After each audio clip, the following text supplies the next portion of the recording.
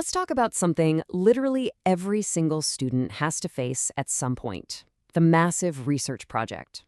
Today's explainer is all about completely mastering the art of organizing these giant assignments so you never, ever have to feel that last-minute panic again. We're diving into diligence in design, research timelines, and checklists. Here's our quick roadmap for today. We'll start with taming the research beast, then move into building your timeline and the power of checklists. After that, we'll cover expecting the unexpected, diligence in action, and finally wrap up with smart minds, peaceful hearts. All right, let's jump right into Section 1, Taming the Research Beast and Beating That Overwhelm. Let's be completely honest for a second. Have you ever been handed a huge research project by your teacher, looked at that rubric, and just instantly felt completely overwhelmed? You know the feeling. Your stomach drops, your mind goes entirely blank, and that giant looming deadline feels like a monster hiding under your bed. It's a completely universal feeling for an 8th grader. But here's the secret. Overwhelm really only wins when we don't know where to start. So how do we actually start taming that beast?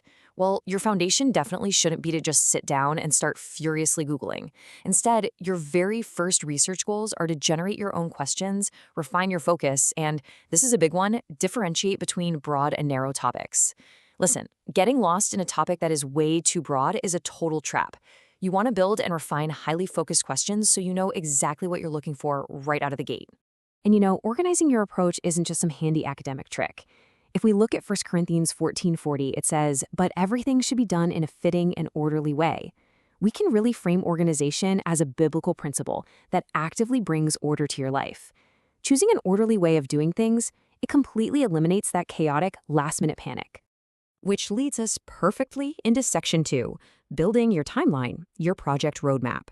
The absolutely crucial point here is that we have to map out a massive project so it actually feels doable. So here are the literal steps to building your timeline. Step 1, write down every single major step.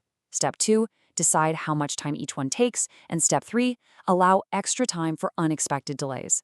And hey, pro tip I need to remind you about, be highly realistic about your time estimations. Seriously, if you think writing your draft takes 2 days, plan for 3. Padding your schedule is the ultimate way to stay calm. Let's put this into practice with a 4-week timeline example. Week 1, gather sources. Week 2, take notes and organize. Week 3, write your draft. Week 4, edit and finalize. Do you see exactly how we just chopped a giant, scary task into bite-sized weekly victories? By the end of week 1, you aren't stressing about the final draft. You're just celebrating that your sources are gathered. You win every single week. Now for Section 3, the power of checklists and turning those plans into action. See, a timeline tells you the when, but a checklist, that tells you the what. A checklist turns your beautiful plan into daily action. Checking off tasks gives you this incredible sense of progress and motivation. There is just something deeply, deeply satisfying about the simple physical act of checking off a completed task. It tells your brain you're moving forward, and that actually motivates you to keep pushing to the next step. Let's look at how this builds a concrete path to success. Take this 5-step checklist for a short report. Choose a topic, write your research question, gather 5 sources, take detailed notes, draft the introduction. Imagine the absolute relief of ticking every single one of those boxes, one by one. You aren't just staring at a blank screen hoping for inspiration anymore. You're following a clear, marked trail straight to the finish line.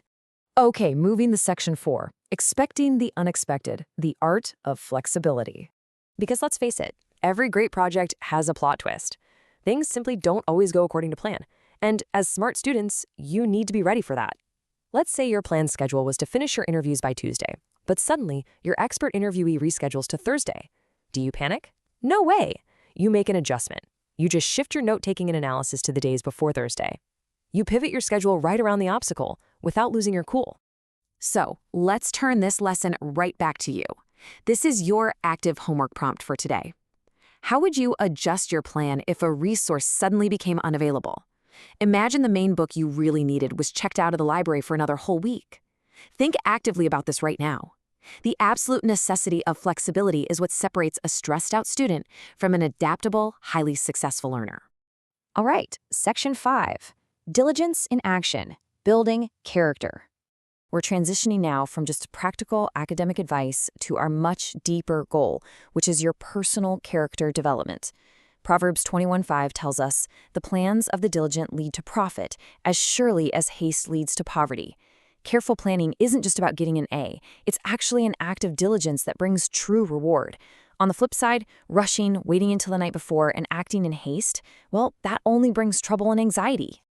Applying diligence literally shapes who you are. It means you make the choice to be faithful with your time.